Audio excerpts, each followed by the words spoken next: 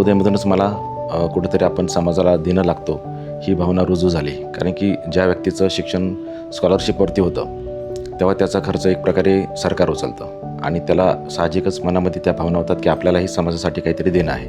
MBBSचं माझं selection BJ medical येथे झालं आणि माझं पोस्ट ग्रॅज्युएशन म्हणजे MD मेडिसिन मी LTMG सायन हॉस्पिटल इथून केलं. त्यानंतर मी माझा सर्वात पहिला जॉब किंवा माझी सर्वात पहिली सेवा मी मेडिसिन सायन्स फ्रंटियर या नोबेल पारितोषिक विजेत्या संस्थेमध्ये मुंबईला माझं चालू झालं आणि त्या संस्थेमध्येच माझं कामाचा आवाका बघून ते लोकांनी माझं सिलेक्शन केलं होतं जर्मनीसाठी. परंतु आपल्या लोकांसाठी किंवा आपल्या गावासाठी आपल्याला काहीतरी करायचं आहे ह्या भावनेतून मी पिंपळगाव बसवंतला प्रॅक्टिस करायचा निर्णय घेतला. वैद्यकीय शिक्षण आणि सगळी प्रॅक्टिस तुम्ही शहरात केली आहे आणि त्यानंतर तुम्ही डिरेक्टली पिंपळगाव बसवंतमध्ये शिफ्ट झाला. तुम्हाला यावेळी काही अडचणी फेस करायला लागल्या का? मला इथं काम करताना खरोखर मानसिक समाधान मिळतं. असं कधी वाटत नाही का बाबा मी शहरामध्ये सेटल व्हायला पाहिजे होतं. करून पिंपळगावकरांनी मला भरपूर प्रेम दिलेलं आहे आणि आजपर्यंत असं कोणतेही काही कॉन्ट्रोवर्सी किंवा कोणत्याही याच्यामध्ये तुम्ही डॉक्टर बर्डनचं कधी नाव ऐकलेलं नसेल. पिंपळगाव बसवंत तुम्ही स्वतःचं हॉस्पिटल पिंपळगाव बसवंतमध्ये बसवलं म्हणजे तुमची ही कर्मभूमी आहे. तुमच्या कर्मभूमीबद्दल तुमच्या भावना काय आहेत की तुमच्या आयुष्यात तुमचा रोल मॉडेल कोण आहे? माझ्या आयुष्यात माझे रोल मॉडेल आहेत माझे आईवडील.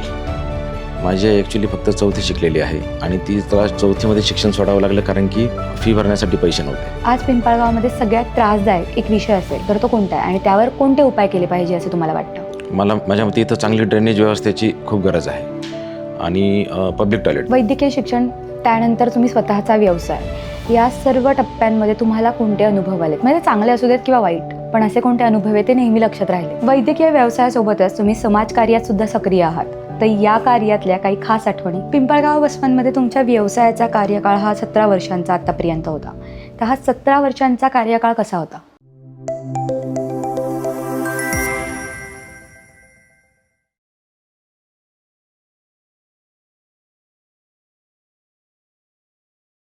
नमस्कार सर, तुमच्या जीवन प्रवासाबद्दल म्हणजेच तुमचं शिक्षण, बालपण आणि घरची परिस्थिती याबद्दल थोडक्यात माहिती सांगाल का? नक्की मॅडम. नमस्कार, माझं नाव doctor Manoj Krishna Barde, MD medicine, संचालक बर्डे हॉस्पिटल पिंपळगाव आणि सहसंचालक Birsa Munda medical hub Nashik. Madam, माझा जन्म वडनेर भैरव येथे झाला आणि वडिलांचं गाव माझं शिरसाने आहे. माझं लहानपण वडील HLला असल्यामुळे Gokhale education society Ozar township इथं माझं प्राथमिक शिक्षण झालं आणि माध्यमिक शिक्षण माझं जवाहर नवोदय विद्यालय खेडगाव इथे झालं. 4थीला मला स्कॉलरशिप मिळाली होती.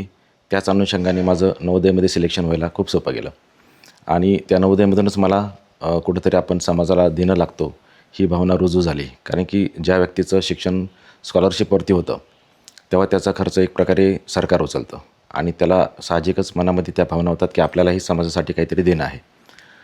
MBBSचं माझं सिलेक्शन BJ मेडिकल येथे झालं आणि माझं पोस्ट ग्रॅज्युएशन म्हणजे MD मेडिसिन मी LTMG सायन हॉस्पिटल इथून केलं.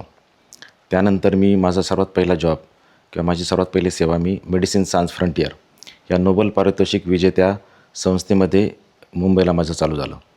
मुंबईलामध्ये मी साधारणतः 1 वर्ष काम त्या संस्थेसाठी केलं. त्या अनुषंगामध्ये मी ॲक्च्युली TB आणि HIV एड्स पेशंटसाठी फ्री ART आणि फ्री TBची औषधं वाटप त्या काळात केली आणि त्या संस्थेमध्येच माझं कामाचा आवाका बघून ते लोकांनी माझं सिलेक्शन केलं होतं जर्मनीसाठी. परंतु आपल्या लोकांसाठी किंवा आपल्या गावासाठी आपल्याला काहीतरी करायचं आहे ह्या भावनेतून मी पिंपळगाव बसवंतला प्रॅक्टिस करायचा निर्णय घेतला. तर पिंपळगाव बसवंतच का? तर कारण की माझे सर्व नातेवाईक किंवा सर्व ओळखीचे लोक हे पिंपळगावच्या आसपासच आहेत बेसिकली. म्हणजे वडनेर भैरव आणि शिरसाने यांच्यासाठी प्राथमिक आरोग्यासाठी म्हणजे पिंपळगाव बसवंत होता आणि त्या काळामध्ये ज्या शहरी सुविधा मी पुणे आणि मुंबईमध्ये अनुभवल्या त्या आपल्या लोकांनाही मिळाव्या आणि त्याही वाजवी दरात मिळाव्या या अनुषंगाने मी पिंपळगाव बसवंतला प्रॅक्टिस करायचा निर्णय घेतला आणि तो बहुतांशी म्हणजे बऱ्याच वेळा मला असं वाटलं की तो निर्णय त्या काळी योग्य होता आणि त्याची जाणीव मला झाली कोविडच्या काळामध्ये. कारण की कोविडच्या काळामध्ये जेव्हा पेशंटचं प्रमाण खूप वाढलं होतं तेव्हा सर्व नातेवाईकांना माझ्या ह्या सुविधाचा खरोखर फायदा झाला. त्यावेळेस मी विचार केला की कदाचित मी तेव्हा जर्मनीला असतो तो मला काही करता आलं नसतं. त्यामुळं कोविडच्या काळात मला खरोखर प्रकर्षाने जाणवलं की मी जो निर्णय घेतला तो बहुतांशी वेळा योग्यच होता. बरेच माझे नातेवाईक सांगायचे की MD मेडिसिन झाल्यानंतर तू शहरात प्रॅक्टिस करावी जसं नाशिक किंवा मुंबईमध्ये. परंतु मी हा निर्णय केला तो मला कोविडच्या काळामध्ये योग्य वाटला. हॉबीजबद्दल म्हणाल तर मला ट्रेकिंगची आवड आहे, मला ड्रायव्हिंगची आवड आहे, मला फोटोग्राफीची आवड आहे. आत्तापर्यंत मी Pimpalgaon to Leh Ladakh, Pimpalgaon to Kashmir, Pimpalgaon to Rann of Kutch, Pimpalgaon to north east, म्हणजे असं म्हणा की भारतातल्या चारही कोपऱ्यामध्ये मी सेल्फ ड्राईव्ह करून मी माझी एक्सपेडिशन केलेली आहेत. त्या व्यतिरिक्त मी जगभर बऱ्याचशा चांगल्या चांगल्या शहरामध्ये फिरलेलो आहे. जसं तुम्ही मॉस्को म्हणा, तुम्ही सेंट पीटर्सबर्ग म्हणा, युरोपातल्या सुंदर सुंदर शहरं म्हणा. आणि इथं प्रत्येक ठिकाणी फिरून आल्यानंतर असं कुठंतरी वाटतं की ज्या प्रकारे या प्रत्येक शहरामध्ये काहीतरी खासियत आहे किंवा काहीतरी एक चांगल्या गोष्टी आहेत त्या आपल्या शहरातही झाल्या पाहिजे. जसं मी इंदोरचं उदाहरण दिलं की बा तिथं किती स्वच्छता आहे किंवा किती ते मला प्रकर्षाने जाणवलं. मी 2-3दा गेलो आहे तिथं. मग तशाच काही गोष्टी आपल्या इथं झाल्या तर किती छान होईल. मग त्या अनुषंगाने ती पण एक प्रेरणा आहे की जर आपण त्या पदापर्यंत पोहोचू शकलो किंवा ती आपल्याला ऑथॉरिटी मिळाली तर आपण तसंच विकास आपल्या इथे करू शकतो किंवा जगातल्या चांगल्या चांगल्या गोष्टी आपल्या इथं शहर या अनुषंगाने आपण डेव्हलप करू शकतो. ही एक विजन आहे. म्हणजे जो माणूस फिरलेला आहे किंवा ज्यांनी जग बघितलेलं आहे त्याला ती व्हिजन समोर ठेवून प्लॅन करून त्या गोष्टी आपल्या इथं करायला सोपं जाऊ शकतं जर सर्वांची साथ मिळाली तर. पिंपळगावमध्ये ह्या पदासाठी मला विचारणा झाल्यानंतर कोणती राजकीय पार्श्वभूमी नसताना का मी तयार झालो. ह्या पदापासून मला काही अपेक्षा नाही बेसिकली, म्हणजे आर्थिक अपेक्षा काही नाही बेसिकली, पण मी त्या पदाला काहीतरी न्याय देऊ शकतो किंवा मी त्या पदाला काहीतरी व्हॅल्यू ॲडिशन करू शकतो. हा एक पॉझिटिव्ह भाव आहे. म्हणून मला ह्या पदासाठी उभं राहण्याची इच्छा आहे. वैद्यकीय शिक्षण आणि सगळी प्रॅक्टिस तुम्ही शहरात केली आहे आणि त्यानंतर तुम्ही डिरेक्टली पिंपळगाव बसवंतमध्ये शिफ्ट झाला. तुम्हाला यावेळी काही अडचणी फेस करायला लागल्या का? नक्कीच त्या काळामध्ये मी 18 वर्षापूर्वी इथं आलो तेव्हा पिंपळगावच्या आरोग्य सुविधा बऱ्यापैकी प्राथमिक अवस्थेतच होत्या. मला आठवतं माझ्या अगोदर फक्त डॉक्टर तिवारी हे एकमेव फिजिशियन होते आणि त्यांना भरपूर बऱ्यापैकी काम होतं बेसिकली, कारण की ते ओव्हरवर्क होते असे ते स्वतः म्हणायचे. आणि मी त्यांच्यानंतर आलेला दुसरा कन्सल्टंट होतो आणि माझ्यानंतरही अजून 6 कन्सल्टंट इथं आले. याच्यावरून लक्षात येतं की पिंपळगावमध्ये डॉक्टरांची खरोखर खूप गरज होती आणि त्या काळी खरोखरच खूप शॉर्टेज होतं. पिंपळगावमध्ये प्राथमिक अवस्थेमध्ये सुरुवातीला अडचणी आल्या, पण माझ्या पत्नीने दिलेल्या साथीमुळे, माझ्या मित्रांनी दिलेल्या साथीमुळे मी पुढच्या अडचणींवरती मात करायला यशस्वी ठरलो आणि आज माझी 18 वर्षापासून प्रॅक्टिस एकदम सुरळीत चाललेली आहे. इथिकल प्रॅक्टिस करणं आणि वाजवी दरामध्ये करणं हा माझा मोठा होता. ते करत असताना मी माझी बाकी सामाजिक कार्यांमध्ये ॲक्टिव्ह होतो. जसं बिरसा मुंडा मेडिकल हबमध्ये मी एक सहसंचालक म्हणून काम करतो आणि ते हॉस्पिटलही बेसिकली गरजू लोकांसाठी महात्मा फुले जन आरोग्य योजना असू द्या किंवा निक्षय योजना असू द्या, त्या अनुषंगाने मी त्या संस्थेसाठी मी बऱ्यापैकी माझी सेवा देत आहे. हे करत असताना जे काही राष्ट्रीय TB निर्मूलन मिशन आहे त्या अंतर्गत आपले बरेचसे गरीब मजूर लोक ज्यांना TB होतो, TB झाल्यानंतर ते काही काम करू शकत नाही, म्हणजे त्यांचं अर्निंग थांबतं. मग त्या काळामध्ये सरकार TBची औषधं फ्री देतं, पण त्यांच्या पोटापाण्याचं काय? तो औषधं पचवण्यासाठी सकस आहाराची गरज असते. तर ती मी 50 पेशंटची जबाबदारी उचलली आहे की मी त्यांना 6 महिने त्यांची ट्रीटमेंट पूर्ण होईपर्यंत पोषक आहार जो गव्हर्नमेंटच्या नॉर्मनुसार दिलेला आहे त्या अनुषंगाने मी त्यांना फ्री देतो. वैद्यकीय शिक्षण, त्यानंतर तुम्ही स्वतःचा व्यवसाय, या सर्व टप्प्यांमध्ये तुम्हाला कोणते अनुभव आलेत? म्हणजे चांगले असू देत किंवा वाईट, पण असे कोणते अनुभव आहेत ते नेहमी लक्षात राहिलेत? चांगले वाईट अनुभव म्हणजे की इथं पिंपळगावसारख्या ठिकाणी काम करताना एवढं आहे की अजूनही जी भावना असते की डॉक्टर हा एक देवाचा देव आहे, ही ह्या भागामध्ये जास्त जाणवते, म्हणजे इथं जास्त जाणवते, जी मला शहरामध्ये जाणवत नव्हती. आणि हे करत असताना त्या भावनेतूनच अजूनही आपल्याला काही सोशल ॲक्टिव्हिटी करता येतील त्या अनुषंगाने मी अजून ॲक्च्युली बॉर्डरलेस वर्ल्ड फाउंडेशन ह्या काश्मीरमध्ये कार्यरत असलेल्या संस्थेमध्ये पण मी व्हॉलंटियर म्हणून काम करतो. आणि मागच्या 6 वर्षापासून मी आणि माझी पत्नी आम्ही काश्मीरच्या अशा एरियामध्ये आरोग्यसेवा देतो, हेल्थ कॅम्प ऑर्गनाईज करतो इंडियन आर्मीच्या मदतीने. तिथल्या स्थानिक लोकांसाठी जिथे आरोग्यसेवा इनॲक्सेसिबल आहे किंवा तिथं लोकांपर्यंत पोहोचत नाही, दहशतवादाने म्हणा किंवा तिथल्या भौगोलिक परिस्थितीमुळे म्हणा, अशा ठिकाणी मी माझी टीम घेऊन जातो आणि इंडियन आर्मीच्या मदतीने तिथं आम्ही मोफत आरोग्य शिबिर घेतो. आणि ही सेवा मी मागच्या 6 वर्षापासून अखंडित चालू आहे. माझी ती सेवा अजूनही चालू आहे. तुमचा व्यवसाय, तुम्ही पिंपळगाव बसवंत, तुम्ही स्वतःचं हॉस्पिटल पिंपळगाव बसवंतमध्ये बसवलं, म्हणजे तुमची कर्मभूमी आहे. तर तुमच्या कर्मभूमीबद्दल तुमच्या भावना काय आहेत? नक्कीच पिंपळगाव हे मिनी दुबई म्हणतात आणि खरोखर आहे बेसिकली की इथं सर्वधर्मीय, म्हणजे फक्त महाराष्ट्रातलेच नाही तर बऱ्याचशा राज्यातले लोकही व्यापाराच्या अनुषंगाने इथं येत असतात आणि माझा बऱ्याचशी संपर्क असतो ॲज ए पेशंट म्हणून माझ्याकडे येत असतात. आणि जे काय आपण म्हणतो की मिनी इंडियाच आहे. म्हणजे बरेचसे बाहेरचे जसं उत्तर प्रदेश असू द्या, काश्मीर असू द्या, पश्चिम बंगाल असू द्या, इथले बरेचसे व्यापारी व्यापाराच्या अनुषंगाने येत असतात. आणि नक्कीच माझा अनुभव आत्तापर्यंत तरी खूप छान आहे. आणि मला इथं काम करताना खरोखर मानसिक समाधान मिळतं. असं कधी वाटत नाही का बाबा मी शहरामध्ये सेटल व्हायला पाहिजे होतं. आणि मानसिक समाधान आणि आजपर्यंत पिंपळगावकरांनी मला भरपूर प्रेम दिलेलं आहे. आणि आजपर्यंत असं कोणतेही काही कॉन्ट्रोवर्सी किंवा कोणत्याही याच्यामध्ये तुम्ही डॉक्टर बर्डेंचं कधी नाव ऐकलेलं नसेल. वैद्यकीय व्यवसायासोबतच तुम्ही समाजकार्यात सुद्धा सक्रिय आहात, तर या कार्यातल्या काही खास आठवणी? तशा खूप आठवणी आहे, पण जी एक आठवण मला प्रकर्षाने नेहमीच मी ज्याचा उल्लेख करतो. एक अतिशय गरीब कुटुंबातला साधारणतः 10-12 वर्षाचा मुलगा असेल आणि त्याला अतिशय क्रिटिकल कंडिशनमध्ये आणलं होतं. त्याच्या शेजाऱ्यांनी, त्याचे आईवडील गेलेले होते शेताच्या कामासाठी आणि त्याच्या शेजारच्यांनी व मुलगा एकदम अचानक सिरियस झाला म्हणून घेऊन आले. आणि मग लक्षात आलं की त्याची साखर खूप वाढलेली होती, ज्याला आम्ही डायबेटिक किटोसिडोसिस अशी कंडिशन म्हणतो, की ज्याच्यामध्ये खूपच पेशंट सिरियस कंडिशनमध्ये होता. आणि जे शेजारचे घेऊन आले होते त्यांच्याकडं पैसे पण नव्हते देण्यासाठी. पण मग त्याची कंडिशन बघून आम्ही पैशाचा विचार न करता त्याचा इलाज केला आणि तो पेशंट पूर्णपणे चांगला झाला. तो जेव्हा नेक्स्ट फॉलोअपला आला तेव्हा त्याला मी जस्ट गप्पा मारता मारता विचारलं की बाबा तुला काय बनायचं पुढं मोठेपणी. तर मग त्याचं जे उत्तर होतं की मला सर तुम्हाला तुमच्यासारखं डॉक्टर बनायचं आहे, तुमच्यासारखंच डॉक्टर बनायचं आहे. ते ऐकल्यानंतर खरोखरच स्वतःला मनापासून असा अभिमान वाटला की बा आपल्यामुळं एक आदिवासी समाजाचा मुलगा ज्याला तो इन्स्पायर होतो डॉक्टर बनण्यासाठी. त्यामुळे खरोखर त्यावेळेस खूप छान वाटलं होतं आणि आपण खरोखर डॉक्टर झालो याचाही अभिमान वाटला. मस्त. कधी वाटलं राजकारणात यावं आणि राजकारणात येण्याची प्रेरणा कोणाकडून मिळाली? तसं साधारणतः 1 महिन्यापूर्वीपर्यंत माझ्या मेंदूच्या कोणत्याही कोपऱ्यामध्ये राजकारणात जावं असा काही एक विचार नव्हता. पण जसं आरक्षण डिक्लेअर झालं तर माझ्याच बऱ्याचशा सहकाऱ्यांनी म्हणा किंवा काही शेजारच्या आमच्या कॉलनीमधल्या लोकांनी म्हणा किंवा बऱ्याचशा चिंतकांनी मला पहिलं सांगितलं की डॉक्टर तुम्ही ह्या पदासाठी योग्य आहात, उच्च शिक्षित आहात, सुसंस्कृत आहात, तर तुमच्यासारखा व्यक्ती त्या पदाला योग्य आहे आणि तुम्ही त्याचा विचार नक्कीच करावा. हळूहळू काही लोकप्रतिनिधींनी पण मला विचारणा केली आणि मग मनातल्या एका कोपऱ्यामध्ये अशी इच्छा जागृत झाली की का नाही आपण ह्या क्षेत्रात पडावं किंवा ह्या फील्डमध्ये पडावं. कारण की मी ॲज अ डॉक्टर म्हणून रोज साधारणतः 80 ते 100 पेशंट बघतो. पण ह्या अनुषंगाने की मला खूप मोठ्या जनतेपर्यंत मला पोचता येईल आणि जो आमचा सेवाभाव आहे जो डॉक्टरकीमध्ये आम्ही रोजच प्रॅक्टिस करतो तो त्याचा फायदा बऱ्याचशा लोकांना होऊ शकतो किंवा मोठ्या क्राऊडला होऊ शकतो किंवा पूर्ण शहराला होऊ शकतो. आणि डोक्यामध्ये काही विजन आहेत आपल्या, त्या आपण आपल्या शहरासाठी विकासासाठी वापरू शकतो नक्कीच. म्हणून मग थोडा विचार आला की आपण ह्या क्षेत्रात पडावं.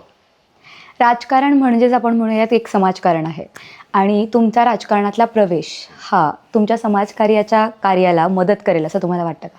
नक्कीच मदत करेल. कारण की ह्या पदासाठी कोणी व्यक्ती सुशिक्षित असला तो नक्कीच त्या पदाला न्याय देऊ शकतो की लोकसेवेसाठी लागणारे निर्णय तो स्वतः घेऊ शकतो.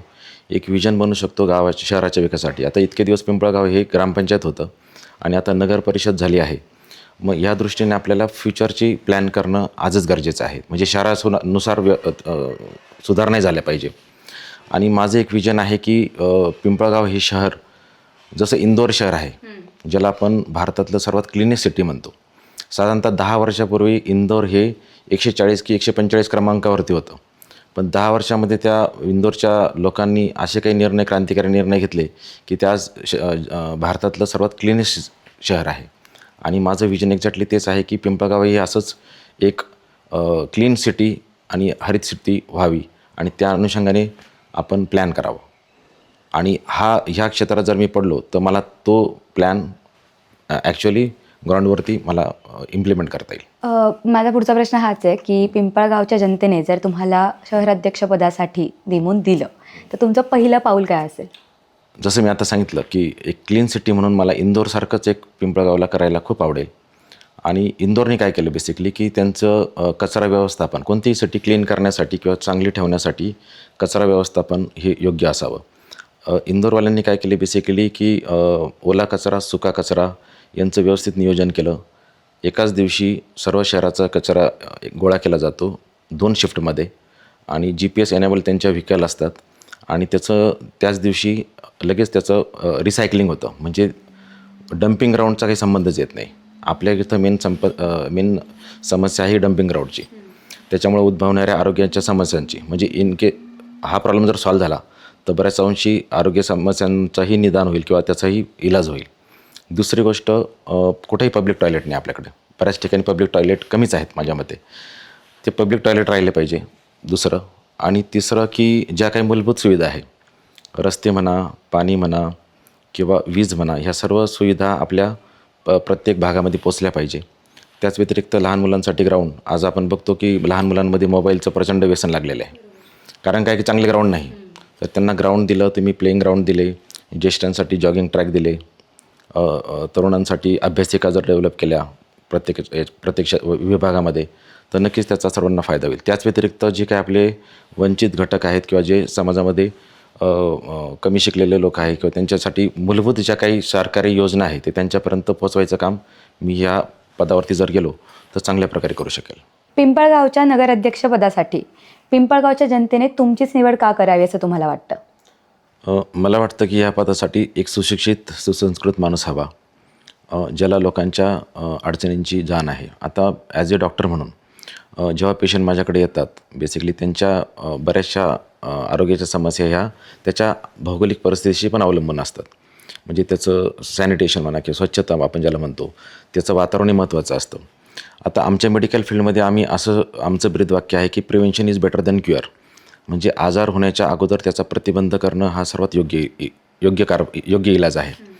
तर मी असं म्हणेल की माझ्यासारखा माणूस जर तिथं राहिला तर काही गोष्टी पुढं प्रॉब्लेम वाढण्याच्या अगोदरच मी प्लॅन करू शकतो इतरांपेक्षा. कोणी जसं उदाहरण द्यायचं झालं तर कोविडमध्ये काय झालं होतं, बेसिकली कोविडची जेव्हा लॉकडाऊन डिक्लेअर झालं त्याच्या 3ऱ्या दिवशी आम्ही कोविड ओपीडी चालू केली होती. जेव्हा लोकांना माहिती नव्हतं सोशल डिस्टन्सिंग काय आहे किंवा PPE किट काय आहे, त्यावेळेस आम्ही त्या कोविड ओपीडीमध्ये सोशल डिस्टन्सिंग ठेवून कमीत कमी PPE किट वापरून आम्ही कोविड ओपीडी चालू केली होती. आणि 2 महिने किंवा 3 महिने जोपर्यंत ती ओपीडी चालू होती तोपर्यंत पिंपळगावमध्ये एकही पेशंट नव्हता.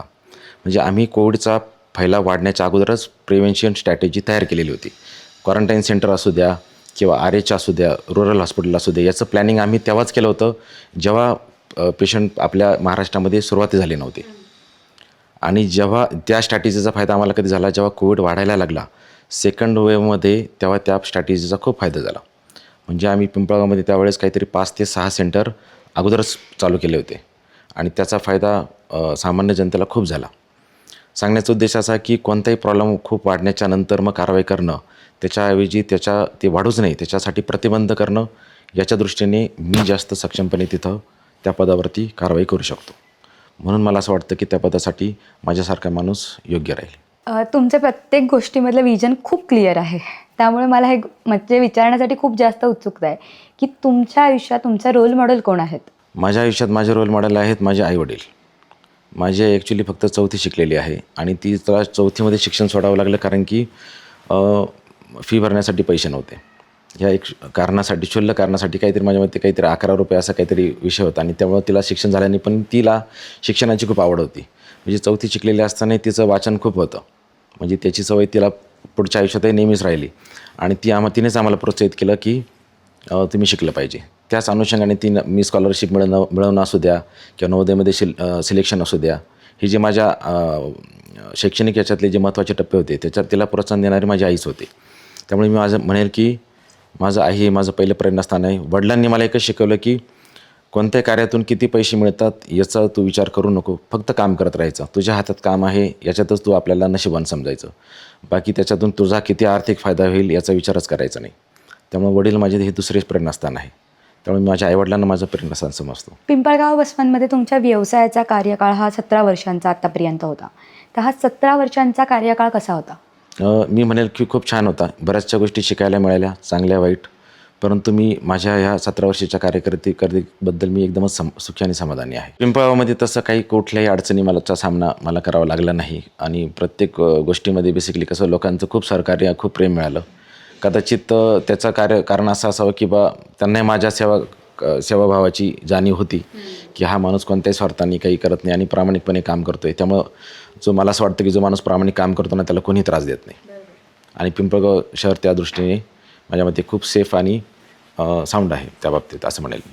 आज पिंपळगावमध्ये सगळ्यात त्रासदायक एक विषय असेल तर तो कोणता आहे आणि त्यावर कोणते उपाय केले पाहिजे असं तुम्हाला वाटतं? माझ्या मते इथं चांगली ड्रेनेज व्यवस्थेची खूप गरज आहे आणि पब्लिक टॉयलेट, जसं मी पहिले सांगितलं की पब्लिक टॉयलेट आणि चांगल्या ड्रेनेजची सुविधाची गरज आहे. त्यामुळं तसं जर संधी मिळाली तर मी नक्कीच ह्या दोन्ही गोष्टींचा नक्कीच विचार करेल. दुसरं, महिलांच्या सेफ्टीच्यासाठी बेसिकली CCTV कॅमेरे आहेत बऱ्याचशा भागामध्ये, पण त्याचा दुरुस्तीचा मेन इश्यू असतो, तर तोही मी सॉल्व्ह करायचा विचार करेल. पिंपळगाव बसवांच्या जनतेला जर तुम्हाला काही संदेश द्यायचा असेल तर तो कोणता? मी एवढंच सांगेल की ह्या पदापासून मला काही द्यायची, पहिले सांगितलं की ह्या पदापासून मला कोणताही आर्थिक लाभ नको आहे. मी ह्या पदासाठी योग्य याच्यासाठी समजतो की जो माणूस जगभर फिरला आहे आणि जगातल्या सर्व चांगल्या गोष्टी बघितल्या, चांगल्या वाईट गोष्टी बघितलेल्या आहेत, तर त्याचं एक विजन राहील की आपल्या शहरामध्ये काही गोष्टी चांगल्या डेव्हलप करायच्या असतील तर त्या कोणत्या प्रकारे प्लॅन केल्या पाहिजे आणि त्या कशा प्रकारे इम्प्लिमेंट करता आल्या पाहिजे हे याचं भान ठेवून आणि कोणतीही आर्थिक अपेक्षा न करता तो निस्वार्थपणे करू शकतो. मी एक पोट भरलेला माणूस आहे, म्हणजे मी नॉर्मल माणसाच्या जगात असतात, चांगली गाडी, घर, बंगला, त्या सर्व गोष्टी माझ्याकडे आहेत, पण मला याच्यापुढं काहीतरी द्यायचं आहे. वैद्यकीय क्षेत्रामध्ये मी ज्या चांगल्या गोष्टी बघितल्या आहे की बाबा आजार प्रतिबंध करण्यासाठी कोणत्याही लोकॅलिटीला म्हणा किंवा कोणत्याही शहराला काय गोष्टी गरजेचं आहे, म्हणजे आजारच होऊ नये याच्यासाठी काय प्रतिबंध केला पाहिजे याची मला जाणीव आहे. त्यामुळे हे शहर चांगलं सुंदर आणि निरोगी राहण्यासाठी काय गोष्टी करणं गरजेचं आहे याची पुरेपूर जाणीव असे अनुभव नाही असल्यामुळे आले. मी म्हणेल हां. की या पदासाठी माझ्यासारखाच योग्य उमेदवार आहे. की या व्यक्तीला पण कधी कधी आपल्याला कुणालाही असं भेटून मोटिवेट फील होतं की मोटिवेशनल आपल्याला मिळतं की ओके यार ही व्यक्ती किती छान आहे अशा. बॉर्डरलेस वर्ल्ड फाउंडेशनमध्ये काम करत असताना आहे ना, बेसिकली कसं आहे की बऱ्याचशा काश्मीरमधल्या जे काही आतंकवादाने म्हणा दहशतवादामुळं बाधित झालेले जे कुटुंब आहे त्यांच्या मुली ॲक्च्युली त्या बॉर्डरलेस वर्ल्ड फाउंडेशनतर्फे आमच्याकडं नाशिकमध्ये शिकायला येतात. म्हणजे तिथं काही डिसेबल म्हणजे आपण मानसिक विकलांग किंवा आपल्या शारीरिक विकलांग मुलांसाठी एक शाळा आहे. त्या शाळेसाठी ज्या शिक्षक आहेत त्या ट्रेनिंग घेण्यासाठी नाशिकला येतात. तर त्या मुलींसाठी बेसिकली की लोकल गार्जियन म्हणून आम्ही काम केलं आहे. बेसिकली माझी जी मिसेस आहे ती सायकोलॉजिस्ट म्हणून काम करते.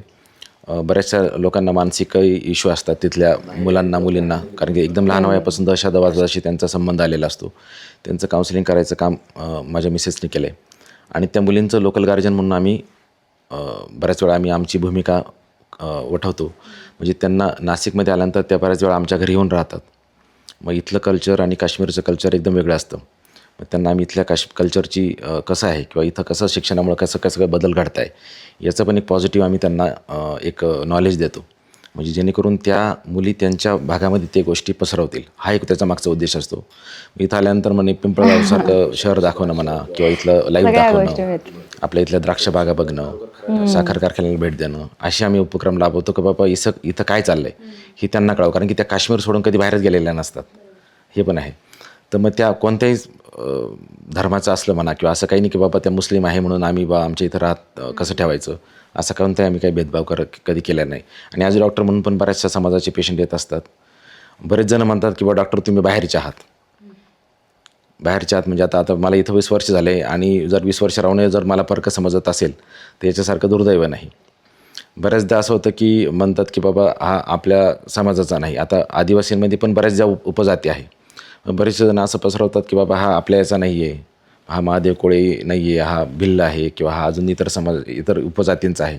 तर माझ्या मते सगळे आदिवासी एकच आहे. त्यामुळे मी माझ्या सर्व बांधवांना सांगू इच्छितो की बाबा असं स्वतःच डिव्हिजन करू नका. जे पारंपरिक चाललं आहे की बाबा मी वेगळा मी तू वेगळा, याच्यातच एकजूट नसल्यामुळंच बेसिकली आपला विकास होत नाही. सगळे शिकले आणि सगळे संघटित झाले. बाबासाहेब आंबेडकरांनी ते सांगितलं की शिका आणि संघटित व्हा तरच आपला विकास होईल.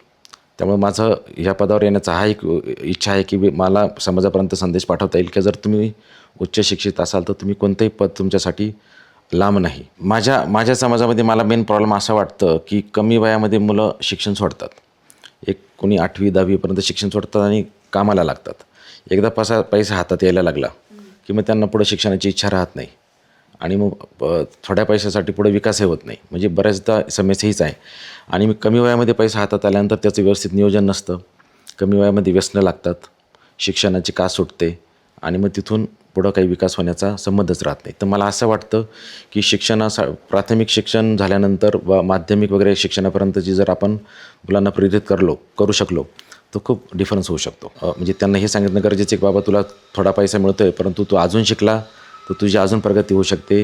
व्यसनाधीनता पण बऱ्याचदा आहे आमच्या समाजामध्ये, ती कमी करण्यासाठी मला प्रयत्न करता येतील. पिंपळगाव शहर कसं आहे बेसिकली की मिनी दुबई म्हणतात. इथं व्यापाराला भरपूर संधी आहे. फूड प्रोसेसिंग हा इथं आजूबाजूला असलेल्या बिझनेसपैकी म्हणा किंवा उद्योगासाठी खूप मोठी चालना देऊ शकतो.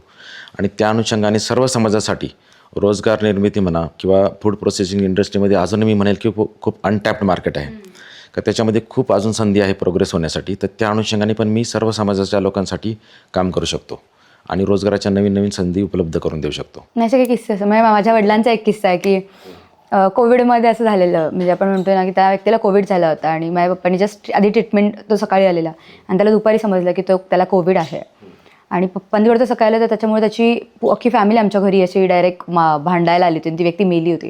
ती त्यावेळी मेली तरी माझे पप्पा तिला आपण ते करतो ना माउथ समथिंग, श्वास देतो समथिंग, सो ते तरी त्याने माझ्या पप्पाने केलं होतं संध्याकाळी 7 याच्यासाठी, कारण त्यांना माहितीच नव्हतं की त्याला व्यक्तीला कोविड आहे. पण त्याची फॅमिलीने ते नाही पाहिलं की ती डॉक्टर म्हणून तो किती प्रयत्न करतो त्या व्यक्तीला वाचवण्यासाठी, स्वतःच्या जीवावर उदाहरण. म्हणजे त्या व्यक्तीलाही त्याची फॅमिली आहे पण या गोष्टीचा विचार न करत, आणि ते डिरेक्टली पोलीस स्टेशनला जाऊन केस वगैरे टाकण्यापर्यंत गेलं होतं. म्हणजे डॉक्टर म्हणून पण या गोष्टी फेस कराव्या लागल्या माझ्या फॅमिलीला कोविडमध्ये. म्हणजे तेव्हा असं होतं की नक्कीच तेव्हा पोलिसांनी साथ दिली की फॉर्च्युनेटली मला आहे ना असं खूप काही कटू आलेच नाही. मी आय डोंट नो, पण मला असं कधीही कटू अनुभव कोणत्याही पेशंटकडून आलेला नाही. मेन कसं की कोविड आता होऊन झाल्यानंतर, कोविडच्या लाटेनंतर किंवा कोविड आता जाऊन 3-4 वर्ष झालेले आहे. आता रिसेंटली एक लेडी आली होती आणि ती एक देवाची फोटो फ्रेम घेऊन आली होती. देवाची फोटो फ्रेम घेऊन आली होती. मला आणि फक्त म्हणे डॉक्टर मला तुम्हाला द्यायचं आहे, ही फ्रेम द्यायची आहे. मी म्हटलं कशासाठी काय? तर म्हणे की डॉक्टर मी कोविडच्या काळामध्ये मला जेव्हा कोविड झाला होता ते मी गरोदर होते आणि मी खूप घाबरले होते आणि त्या घाबरल्यामुळे मला माझ्यापेक्षा माझ्या बाळाची चिंता होती म्हणे, आणि तुम्ही मला इतकं चांगलं काउन्सिलिंग केलं आणि ट्रीटमेंट देऊन म्हणे मला लिटरली माझ्या जीवाची भीती वाटत होती, माझ्या बाळाची भीती वाटत होती, पण म्हणे तुमच्या बोलण्यानी आणि तुमच्या ट्रीटमेंटमध्ये मी चांगली झाली. आणि मी तेव्हाच मनात ठरलं होतं की जेव्हा माझी मुलगी मोठी होईल किंवा जे काही मुलबाळ होईल तर मी तुमच्याकडे परत येईल. तर मग ती काहीतरी 3 वर्षांनी आली होती. ती माहेरी आली तेव्हा ती आठवणीने फ्रेम घेऊन आली. असे बरेचसे छान छान किस्से असतात की जे बऱ्याचदा इन्स्पायर करतात. बरेचदा पेशंट कसं होतं, खेड्यापाड्यातले पेशंट आहे ना, बेसिकली कधी त्यांच्या शेतामध्ये आलेले जसं भोपळा आहे किंवा काही टरबूज आहे, कलिंगड आहे, ते घेऊन येतात किंवा द्राक्षाचे बॉक्स ते येणं ते तर कॉमन आहे. म्हणजे आजपर्यंत मी पिंपळगावमध्ये किती आल्यापासून मी कधीच द्राक्ष खरेदी केलेली नाही. प्रत्येक वर्षी पेशंटना मला द्राक्ष घेऊन येतात. आणि मी माझ्या वाईफला सांगितलं, माझी वाईफ मुंबईची आहे, तिला म्हटलं मी अशा ठिकाणी प्रॅक्टिस करायला चाललो आहे की कदाचित तिथं तुला खूप जास्त पैसे मिळणार नाही, काही फी मिळणार नाही, पण म्हटलं तुला भाजीपाला आणि कदाचित पेशंट असे द्राक्ष किंवा असे काहीतरी फळं देतील, ती मिळतील. आणि तो शब्द खरोखर खरा ठरला की तेव्हापासून माझे असं टेबल कधी माझा रिकामा नव्हता. मला लोकांनी भरभरून दिलं आणि त्यासाठी मी पिंपळगावकरांचा खरोखर खूप आभारी आहे. अशी कोणती घटना घडली का की म्हणजे जेव्हा तुम्ही राजकारणात आलात, 2 मिनिटासाठी आपण असा विचार करतो ना की जावं का खरंच राजकारणात, पण अशी कोणती तरी घटना की ओके मी हे समाजकार्य करतोय इथे, पण इथे मला राजकारणाची जोड मिळाली तर मी खूप इझिली करू शकतो, कारण आपल्या हातात पण एक सत्ता असते किंवा आपल्याकडे ॲक्च्युली मनीधन्य असं काही राजकारणात पडायचं अजिबात नव्हतंच किंवा राजकारणात मी आलोच आहे असे म्हणायला खूप अतिशयोक्ती होईल. पण मला असं वाटतं की संविधानामुळं, बाबासाहेब आंबेडकरांमुळे मला संधी मिळाली. नाही तर मला कोणी असं राजकारणात ये बाबा असं कोणी राजकारणाने विचारलं नसतं. आणि त्यांना वाटलं कुठंतरी की बाबा हा माणूस त्या पदासाठी लायक असू शकतो किंवा त्याची इच्छा असेल तर आपण विचारावं. मग लोकप्रतिनिधींनी म्हणा किंवा स्थानिक जनतेमधल्या बऱ्याचशा लोकांनी मला प्रोत्साहन दिलं की बाबा तुम्ही या पडा किंवा तुम्ही या निवडणूक लढा. त्यामुळे म्हटलं हा संविधानाचा अधिकार आहे म्हणून मला लढायचं. माझं कोणत्याही पॉलिटिकल लोकांशी काही वैर नाही किंवा माझं कोणत्याही लोकांशी काही प्रॉब्लेम नाही. सगळ्यांनी मला खूप सहकार्य केले आजपर्यंत आणि मीही त्यांना भरपूर सहकार्य केलं आहे. कोविडच्या काळात म्हणा किंवा इतर कोणत्याही काळामध्ये कोणतेही रक्तदान शिबिर असू द्या म्हणा, त्याच्यामध्ये मी सर्वांना सहकार्य केलेलं आहे.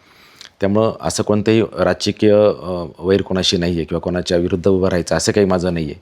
फक्त माझं एवढंच म्हणणं आहे की मला संविधानाने अधिकार दिला आहे आणि या पदासाठी मला वाटतं मी काहीतरी न्याय देऊ शकतो, म्हणून मी माझी उभं राहण्याची आणि उमेदवारी करायची माझी इच्छा आहे. सर्व माझ्या डॉक्टर मित्रांनी प्रोत्साहितच केलं की आपल्या कम्युनिटीमधल्या डॉक्टर कम्युनिटीमधला पण एक प्रतिनिधी असावा. त्यामुळं मी त्यांच्या प्रोत्साहनामुळे पण मी माझी मानसिक तयारी केली. बऱ्याचशा लोकांनी डिस्करेज पण केलं, कार्य कशाला याच्यात पडतो, ही काय आपलं क्षेत्र नाही, तुझ्या प्रॅक्टिसवरती परिणाम होणार. पण मला असं वाटतं की बा एक 70-80 पेशंट रोज बघणाऱ्या माणसाला जर जास्त लोकांपर्यंत पोहोचता येत असेल त्या निमित्ताने आणि त्याचा सेवाभाव हा अजून लोकांपर्यंत पोहोचवता येईल तर माझ्यासाठी ते खूप चांगली गोष्ट राहील असं वाटतं. तुम्हाला जर हे राजकारणातलं पद मिळालं तर तुमच्या आयुष्यात काही इतर बदल होईल किंवा म्हणजे असा खूप मोठा बदल होईल असं आता ते नक्कीच बदल होईल आणि ते आता काळच मला सांगेल. आणि पण डॉक्टर कसा माणूस असतो की तो प्रत्येक इमर्जन्सीला फेस करायला तयार असतो. त्यामुळे त्यानुसार मला माझी मानसिक तयारी करावी लागेल की पुढं काय येणार त्या गोष्टीला फेस करावं लागेल आणि माझी तयारी आहे. आता जो माणूस जगभर फिरणार आहे म्हणा किंवा जो स्वतः गाडी घेऊन कुठं लेह लद्दाखला जातो म्हणा किंवा कुठं कुपवाड्यासारख्या एकदम अतिरेक्याच्या याच्यामध्ये स्वतःची गाडी घेऊन स्वतः चालवतो.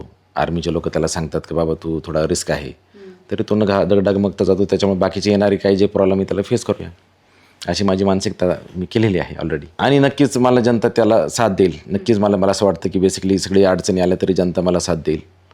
माझे हितचिंतक किंवा माझे सर्वच लोक मला साथ देतील. आणि मला असं वाटतं की चांगलं काम केलं तर सगळेच ॲप्रिशिएट करतात. त्याच्यामुळं मी पॉझिटिव्ह आहे बऱ्यापैकी. डॉक्टर म्हणून आम्हाला वेगवेगळ्या इमर्जन्सीला फेस करायची सवय असते. त्यामुळे मला असं वाटतं की काही तसे काही प्रॉब्लेम आले तर त्याच्यासाठी मी सक्षम आहे आणि त्यामुळं मग माझ्या मते पुढं पाऊल टाकायला काही एक हरकत नाही. तुमच्या माध्यमातून पिंपळगावच्या जनतेला आवाहन करू इच्छितो की माझ्यासारखा उमेदवार जर तिथं त्या पदावरती बसला तो तुम्हाला इझिली अप्रोचेबल आहे. तुम्ही त्यांना निसंकोच मला तुमच्या समस्या सांगू शकाल. माझा मेन एजेंडा राहील की पारदर्शकतापणा. प्रत्येक कारभार हा पारदर्शी राहिला पाहिजे. दुसरं तुम्हाला लोकप्रतिनिधी, जनता आणि प्रशासन यांच्यामध्ये एक सूत्रता हवी. तिसरं समान न्याय सगळ्यांना मिळाला पाहिजे किंवा सगळ्यांना समान हक्क मिळाला पाहिजे. चांगली वागणूक मिळाली पाहिजे त्या ऑफिसमध्ये. ही माझा मेन उद्देश राहील. त्यामुळे जर तुम्हाला असं वाटतं मी काही कोणता नेता नाही आहे, तुमच्यापैकीच एक माणूस आहे जो ज्याला संविधानाच्या अधिकारामुळे ही संधी मिळालेली आहे. आणि मला असं वाटतं की तुमच्यापर्यंत ही चांगली संधी आहे की माझ्यासारखा माणूस निवडून द्यावा तर त्या संधीचं सोनं करावं. त्याच्यात तुमचाही फायदा आहे आणि पिंपळगावच्या विकासासाठी मोठा हातभार लागेल. पिंपळगाव बसवंत शहराच्या नगराध्यक्षपदासाठी इच्छुक उमेदवार असलेल्या बर्डे सरांशी आज आपण गप्पा मारल्या आणि त्यांचं पिंपळगाव शहराबद्दलचं विजन आपण जाणून घेतलं. त्यांच्याशी गप्पा मारून आणि त्यांचं शहराबद्दलचं विजन जाणून खरंच खूप छान वाटलं. धन्यवाद.